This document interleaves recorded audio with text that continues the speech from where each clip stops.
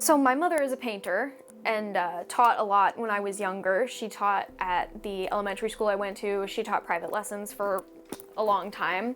So I grew up around visual art. I was taught how to do a lot of the, technical art stuff when I was pretty young, but I didn't really get into visual art until undergrad.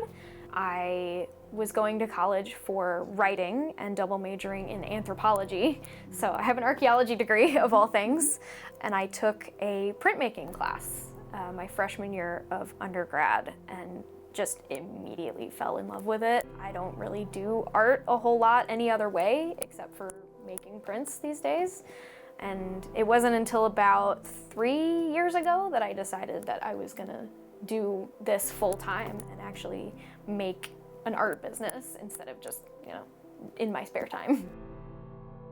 What are you known for when it comes to what we see in a print? I think it would be hard to say. When I first started out, I didn't really know what I was going to make visually. Like I had interests and I had things that I liked carving, but I didn't really have a particular artistic voice. I think once I really started my mythological series, I was always super into Greek mythology, and when I got to college I studied a lot of epic poetry and literature and kind of fell deeper in love with it. And once I kind of got it in my head that I can just make what I want, and that was what I wanted to make, was things that are inspired by history and common literature and even religious history. I have a Joan of Arc print that I really love. How do you begin the process? Are you thinking of your ultimate finale? I usually start with a pretty good idea of what I want it to look like, and then I will draw it. I start everything in Procreate on my iPad, just digitally to get kind of the shapes worked out, and then I finalize everything digitally and transfer it to a lino block, and then I start carving, and that's kind of where everything comes together. How do colors come into play? It depends on the print. Some people print only in black. I like to do black and color. A lot of my prints are two-toned, so I'll do, red and black, or the print that I'm working on now is black and magenta, just because I like the kind of juxtaposition. All right, I'm gonna start with some ink mixing. So I'm going to do some magenta and transparent extender to make it a little brighter. I'll mix that up over here. For this one, I'm probably not going to add a whole lot of different colors to the magenta, since amaranth tends to be pretty much this color. Conveniently, I don't have to do a ton of mixing.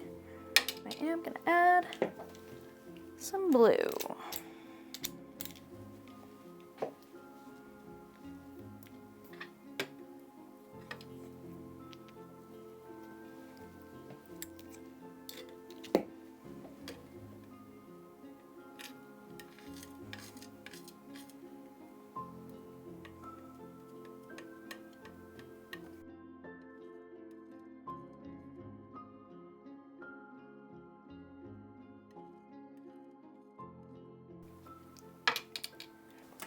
And then I just ink up my prayers.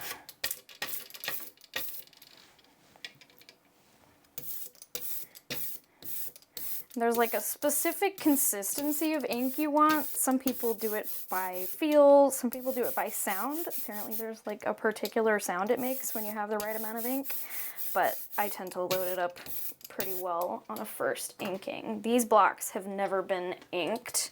They were just finished yesterday.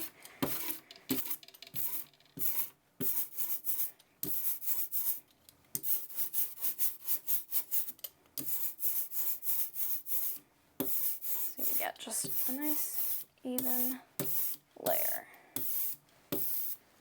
And then blocks get inked. It's always extra satisfying to do the first time.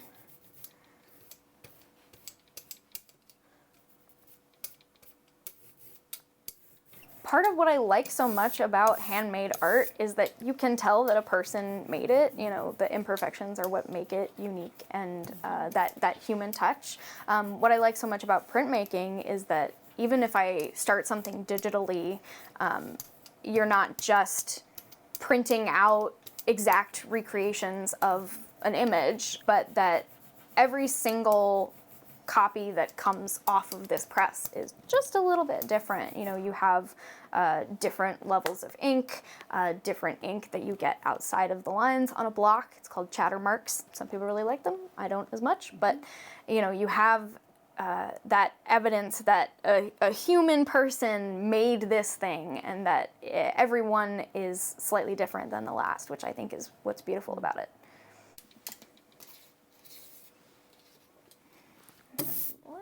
On this one.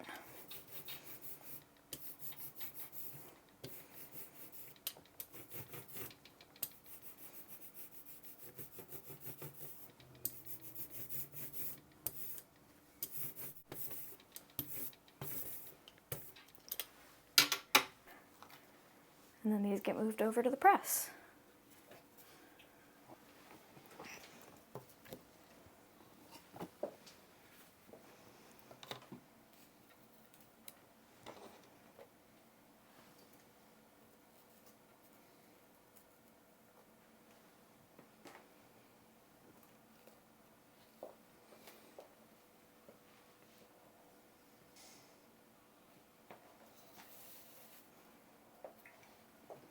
So this is the fun part. This is the actual printing.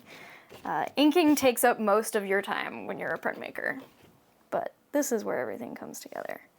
So sometimes I'm more precise about placement. With this, it's just kind of eyeballing it over my piece of guide paper. And then it goes through.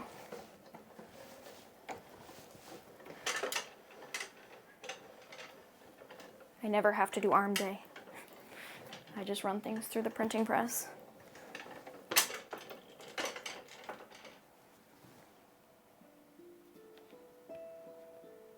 And we have a print.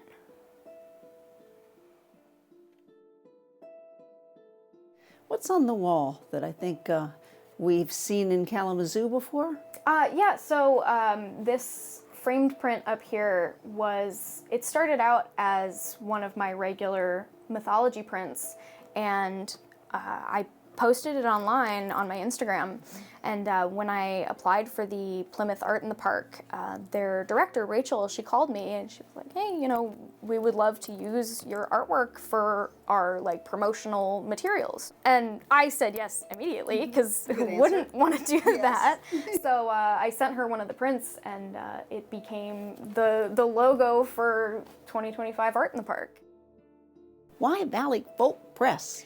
So when I was finishing up undergrad, I was an intern at the Kalamazoo Book Arts Center, and I was part of a poetry book project with two of the other interns, and we got poetry from fellow students at Western to submit to us and potentially include in our book. And when it came to choosing a title, for some reason, you know, into my brain, I pitched Valleyfolk.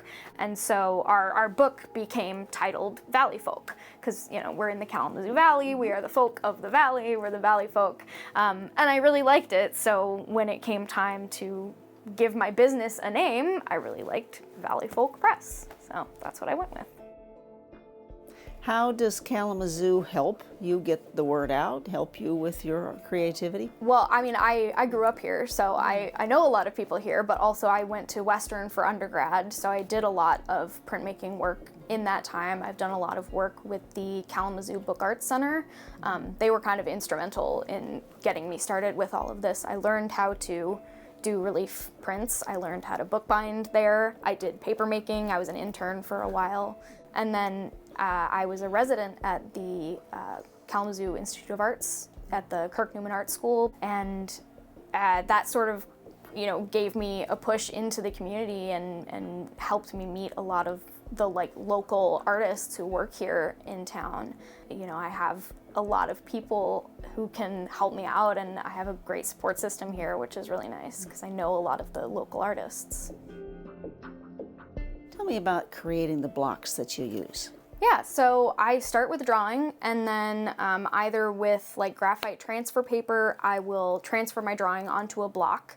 You have to make sure that everything is backwards of how you want it to be, since it's a relief, and you're basically creating a negative of a print. But I take the drawing, put it on a block. Some people draw directly on a block. I need an undo button when I start.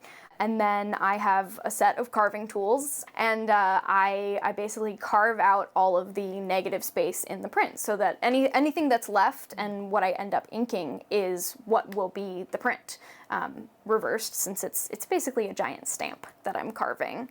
Yeah, it's not tedious, but it's definitely time consuming, but I find it pretty therapeutic to just like sit and carve methodically at a block.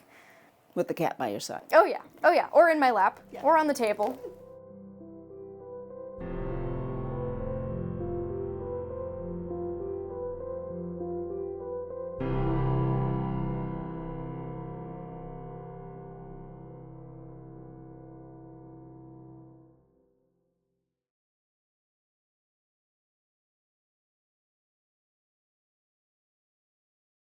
Be sure to find us on YouTube and Instagram. Exclusive videos, extended content, and behind-the-scenes pictures. Just search Kalamazoo Lively Arts.